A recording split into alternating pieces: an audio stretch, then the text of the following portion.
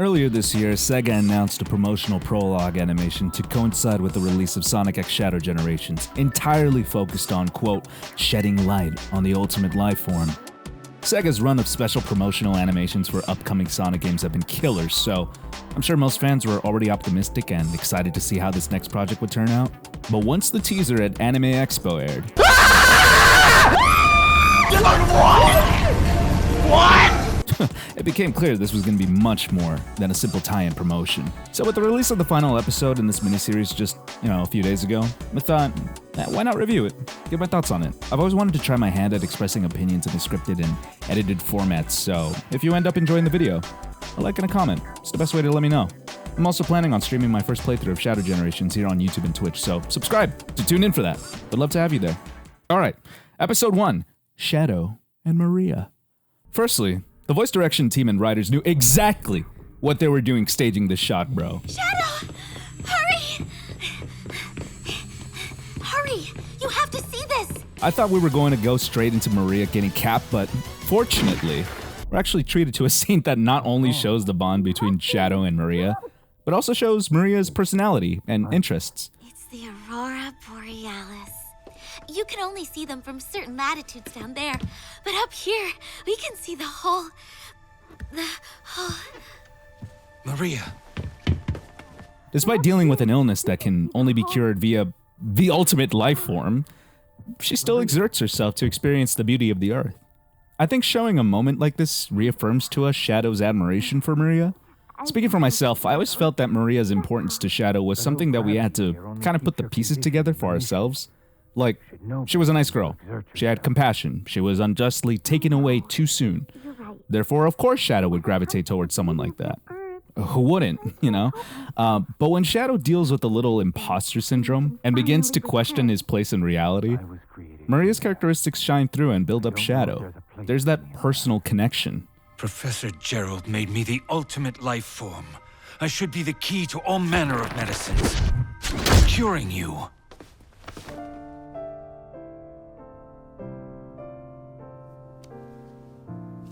You and Grandfather are doing your best. I'm just as happy to spend time with you here while you both research...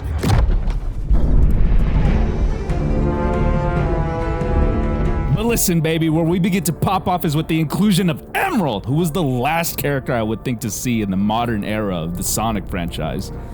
Now listen, I'm an old man of the age of 26. I grew up playing Sonic Battle. I may not remember all of the fine plot details due to my rapid dementia, but it's still super gratifying to see characters and concepts believed to have been long forgotten or abandoned to make a return and actually have some use here. And fellas, the animation team crushed it with Emerald and Shadow. Watch how these fools throw hands at each other, dog.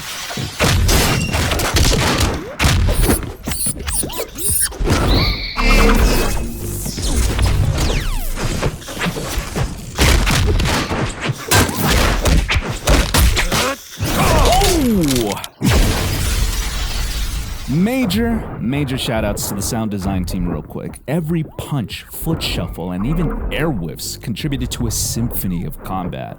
Obviously, Sonic fans were gonna pop off and make this clip make the rounds, but I even saw discussion beyond the Sonic sphere clamoring for a fully animated series that matches this level of animation and action. I also saw that it was animated in Blender? Blender, brother? Clearly the team cared about this project to put that much effort in. This nightmare sequence. That was no mere nightmare. Alright, this acid tripping scene. I feel isn't talked about as much, but it also is really well executed. This is probably the most we've ever been inside Shadow's psyche, and low-key, I never want to go back into it again. But I suppose that's the premise of Shadow Gens, but at least that's supposed to be a fun video game, This is just a panic attack, man. Also, can I just say that I'm glad they're back to leaning into making Gerald a fucked up individual. This man was a mad scientist, and even though he was the fall guy for the government, he's not exactly the jolly researcher we saw in Shadow's game, especially when he lost everything and at the door of execution. With confirmation that Maria and Gerald will appear in the game, I really hope we get some course correction for this character. But yeah, what a force of a first episode. It's unfortunate that the next two episodes aren't as long as this one. Once again, this is just a feast for the eyes, but they're not slouches either. Episode 2, Finding the Way. Tell that freak to stay away from me! What are you calling freak, brother? Have you seen your model in Shadow the Hedgehog? Much like Emerald the Gun Commander as a kid was another gratifying character inclusion, though I certainly have much less attachment to this dude, other than his inviting Shadow to meet his family in the hard mode of Shadow the Hedgehog, which is a genuine point of character development. The commander was always just a random presence in Shadow's life, but we'll get back to him later. Real quick, I think we finally have an actual interaction between the kid commander and Shadow, whose name was confirmed to be Abe in the Archie comics and seems to have stuck in this canon. Bro didn't even recognize the commander in the game, and we've only seen the commander lose his shit upon seeing Shadow, the professor, and Black Doom, which is, honestly fair, TBH. Goofy expression aside. I think my only point of criticism with this flashback is that it retreads the same themes as the flashback in the first episode, Shadow questioning his existence and Maria hugging him, but I do like that the impetus of this self-doubt is Shadow's origin, that his DNA is that of a larva that goes down in one homing attack and whose only purpose is to eat the gum off of shoes. But again, I think it shows that Maria was certainly a wise individual, especially for her age, and exhibits wisdom that Shadow, though he forgets at times, may carry whether she is physically there or not. I'm really enjoying Maria's characterization here. I may look like a hedgehog, but I'm really no different than this thing. It's not true. You have a big heart. It may be difficult for you to express it, but I know that deep down you really do care. About me. About everyone. What you do is what defines you. I know you're having a hard time finding answers, but I'm certain you will one day.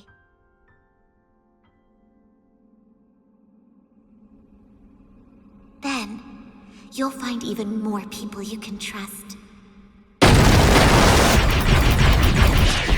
Oh, here we go, man. Absolutely love the choreography and dynamic movement here. This is how I've always envisioned Shadow moving. Quick, free-flowing, powerful. And hey, Rouge isn't looking too bad either. I mean, does she ever?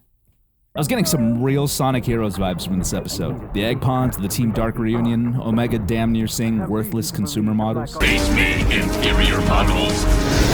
But when this huge guy shows up, my mind immediately went to the Egg Hammer from Heroes. But no, this mech is actually from Shadow's game, the Egg Breaker. Only now it doesn't seem to require Eggman to control it. Saving us from hearing. You know what they say, the more the merrier. I call dibs. Take it out.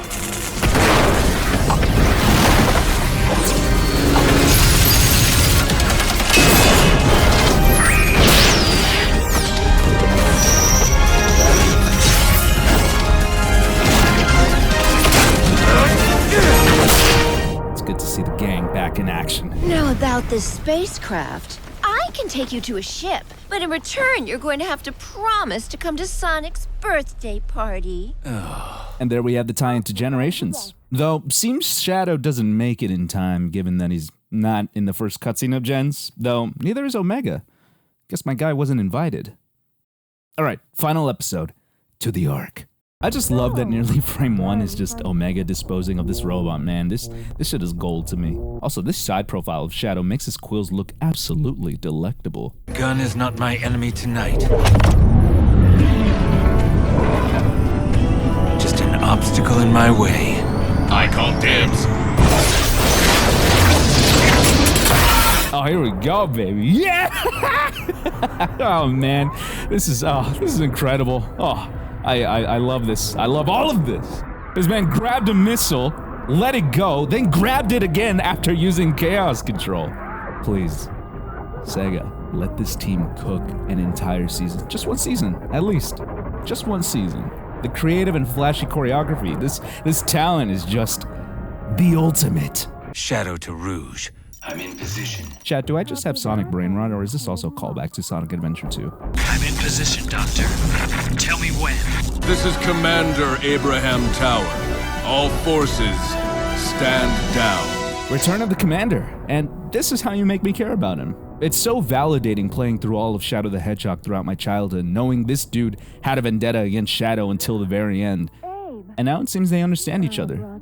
Maybe through their mutual loss of Maria, or because they have a common enemy of facing the Black Arms once again, or because Shadow seemed to have been a contractor for them for a short while. But whatever the case, it's nice to see that even a minor character, a very minor character such as the Commander, can get some character development in this age of Sonic media.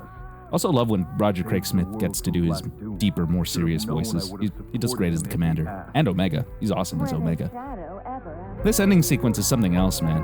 Quite a vulnerable scene for Shadow the Hedgehog, the protagonist of the upcoming Sonic game. It doesn't try to be melodramatic or tries to go too far. It's tempered, just like Shadow himself. Also, this song, Without You, composed by June Snowy and featuring Casey Lee Williams, who has made a couple of appearances throughout the symphony. It's great, and kind of reminds me of Black Knight. I hope it makes it into the game.